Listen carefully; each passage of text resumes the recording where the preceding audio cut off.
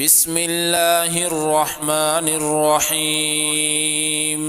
الرحمن علم القرآن، خلق الإنسان علمه البيان. الشمس والقمر بحسبان، والنجم والشجر يسجدان. والسماء رفعها ووضع الميزان، ألا تطغوا في الميزان، وأقيموا الوزن بالقسط ولا تخسروا الميزان. والأرض وضعها للأنام، فيها فاكهة والنخل ذات الأكمام، والحب ذو العصف والريحان. فبأي آلاء ربكما تكذبان؟ خلق الإنسان من صلصال كالفخار، وخلق الجان من مارج من نار. فبأي آلاء ربكما تكذبان؟ رب المشرقين ورب المغربين، فبأي آلاء ربكما تكذبان؟ مرج البحرين يلتقيان، بينهما برزخ لا يبغيان. فبأي آلاء ربكما تكذبان؟ يخرج منهما اللؤلؤ والمرجان. فبأي آلاء ربكما تكذبان؟ وله الجوار المنشآت في البحر كالأعلام. فبأي آلاء ربكما تكذبان؟ كل من عليها فان، ويبقى وجه ربك ذو الجلال والإكرام. فبأي آلاء ربكما تكذبان؟ يسأله من في السماوات والأرض، كل يوم هو في شأن. فبأي آلاء ربكما تكذبان؟ سنفرغ لكم أيها الثقلان. فبأي آلاء ربكما تكذبان؟ يا معشر الجن والإنس إن استطعتم أن تنفذوا من أقطار السماوات والأرض فانفذوا، لا تنفذون إلا بسلطان.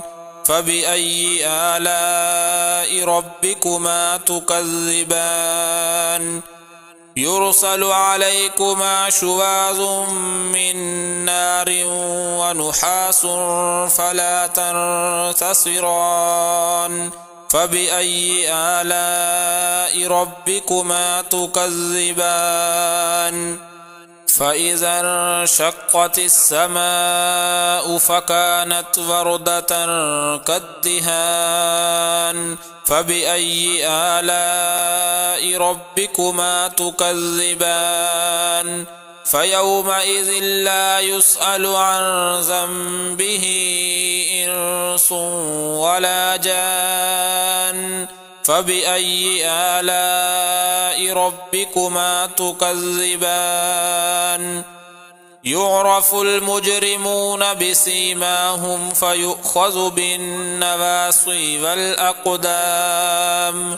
فبأي آلاء ربكما تكذبان؟ هذه جهنم التي يكذب بها المجرمون، يطوفون بينها وبين حميم آن. فبأي آلاء ربكما تكذبان؟ ولمن خاف مقام ربه جنتان، فبأي آلاء ربكما تكذبان ذواتا أفنان فبأي آلاء ربكما تكذبان فيهما عينان تجريان فبأي آلاء ربكما تكذبان فيهما من كل فاكهة زوجان فبأي آلاء ربكما تكذبان متكئين على فرش بطائنها من استبرق وجنى الجنتين دان فبأي آلاء ربكما تكذبان فيهن قاصرات الطرف لم يطمثهن إنس قبلهم ولا جان فبأي آلاء ربكما تكذبان كأنهن الياقوت والمرجان فبأي آلاء ربكما تكذبان هل جزاء الإحسان إلا الإحسان فبأي آلاء ربكما تكذبان ومن دونهما جنتان فبأي آلاء ربكما تكذبان مدهامتان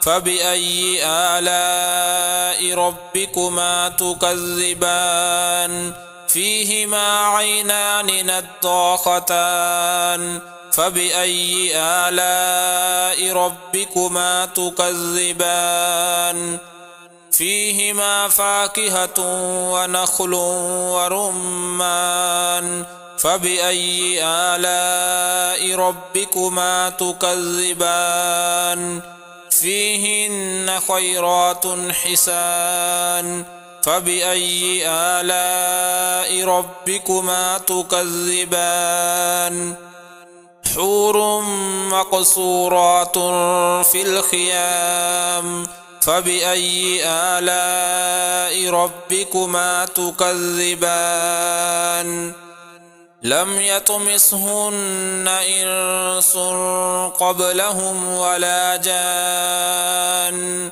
فبأي آلاء ربكما تكذبان متكئين على رفرف خضر وعبقري حسان فبأي آلاء ربكما تكذبان تبارك اسم ربك ذي الجلال والإكرام